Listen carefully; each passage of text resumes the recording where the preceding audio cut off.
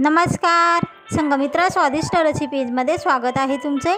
आज आपल्याला पालकपासून होणारा अतिशय चविष्ट असा झुणका बनवायचा आहे, म्हणजे पालकचं कोरडं पिठलं बनवायचं आहे। ज्यांना पालकची भाजी आवडत नसेल तेही आवडीने हा झुणका खातील, इतका चविष्ट हा झुणका होतो। आणि नवीन असाल माझ्या चॅनलवर किंवा आतापर्यंत तुम्ही माझे चॅनल सबस्क्राइब केलेले नसेल तर व्हिडिओ पूर्ण बघून घ्या व अशाच नवनवीन रेसिपी पाहण्यासाठी माझ्या चॅनलला नक्कीच सबस्क्राइब करून घ्या, बेल बटन ऑन करून द्या।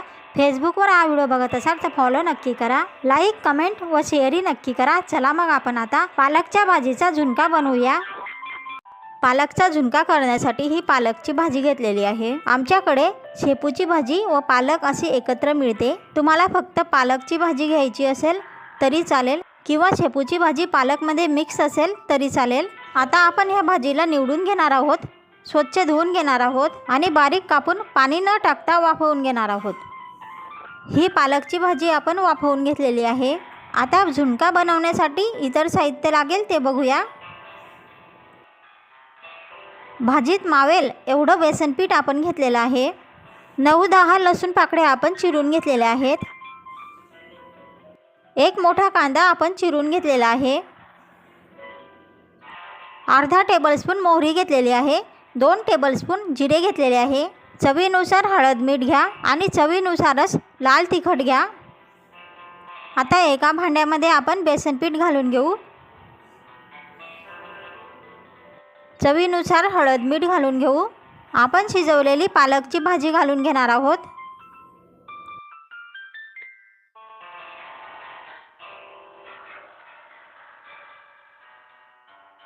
आता हे सर्व साहित्य आपण मिक्स करून घेणार आहोत। भाजी शिजवताना भाजीमध्ये ओलावा असल्याने सहसा पाणी घालण्याची गरज नाही पडत, पण आवश्यकता असल्यास थोडंसं पाणी घालू शकता।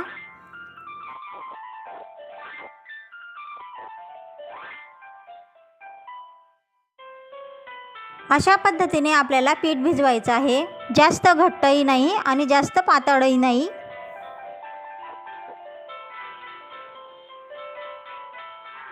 आता आपण पालकचा झुणका करून घेऊ। त्यासाठी हे एका कढईमध्ये 4 पळे आपण तेल घेतलेलं आहे। झुणका हा आपल्याला तेलावरच शिजवायचा असल्याने आपण तेल जास्त घेतलेलं आहे। तेल घेऊन ते कढईमध्ये अशा प्रकारे आपल्याला पसरवून घ्यायचं आहे, जेणेकरून आपला झुणका हा कढईला लागणार नाही। तापलेल्या तेलामध्ये आपल्याला मोहरी घालून घ्यायची आहे, जिरं घालून घ्यायचं आहे। जिरं मोहरी तळतळल्यानंतर कांदा लसूण घालून घेऊ।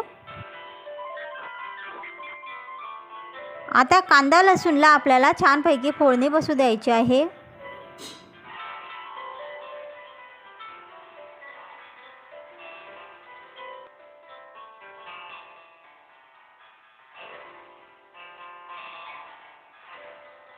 कांदा लसूणला व्यवस्थित फोडणी बसलेली आहे।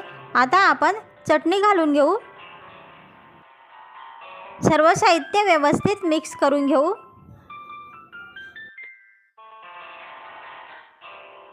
आता आपण बेसन पीठ व शिजवलेली भाजी मीठ व हळद घालून जे मिश्रण तयार केलेलं होतं ते मिश्रण आपण फोडणीमध्ये घालून घेणार आहोत।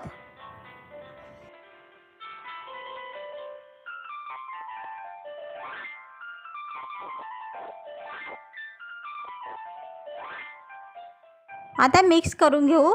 हा झुणका म्हणजेच पालकचं कोरडं पिठलं आपल्याला वाफेवरच शिजवायचं आहे, त्यामुळे याच्यामध्ये पाणी घालण्याची गरज नाही।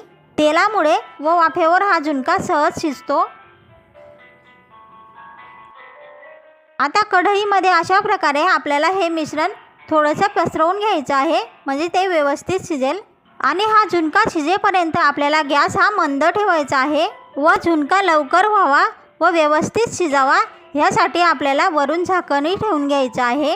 अधूनमधून आपल्याला हे झाकण काढून झुणक्याला उलटसुलट करून घ्यायचं आहे, म्हणजे खालचा शिजलेला भाग आपल्याला वरून करून घ्यायचा आहे आणि जो कच्चा भाग आहे ना तो खालच्या दिशेने करायचा आहे, म्हणजे आपला झुणका हा लवकर शिजेल।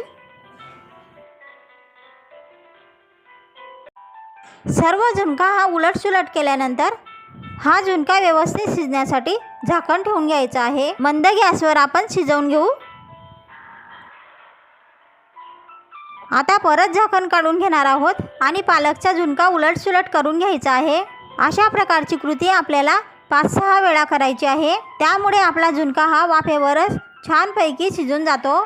झुणका हा 5-6 वेळा उलटसुलट केल्यावर व झाकण ठेवल्यामुळे कोरडा होऊन व्यवस्थित शिजून जातो। 5-6 वेळा हीच कृती केल्यावर आपला झुणका बघा आता शिजून गेलेला आहे। अशा प्रकारे कोरडा झाला म्हणजे आपला झुणका हा शिजला असं समजावं किंवा खाऊन पाहिलं तरी चालेल।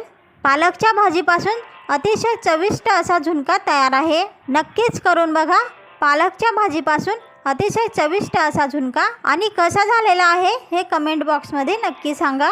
आणि नवीन असाल माझ्या चॅनलवर किंवा आतापर्यंत तुम्ही माझं चॅनल सबस्क्राईब केलेलं नसेल तर अशाच नवनवीन रेसिपी पाहण्यासाठी माझ्या चॅनलला सबस्क्राईब करून घ्या, बेल बटन ऑन करून द्या। आणि फेसबुकवर हा व्हिडिओ बघत असाल ना तर फॉलो करायला विसरू नका। चॅनलला सबस्क्राईब केल्याने आणि फेसबुकवर असाल तर फॉलो केल्याने मी टाकलेल्या प्रत्येक व्हिडिओची नोटिफिकेशन म्हणजेच मेसेज तुमच्यापर्यंत पोहोचत राहील।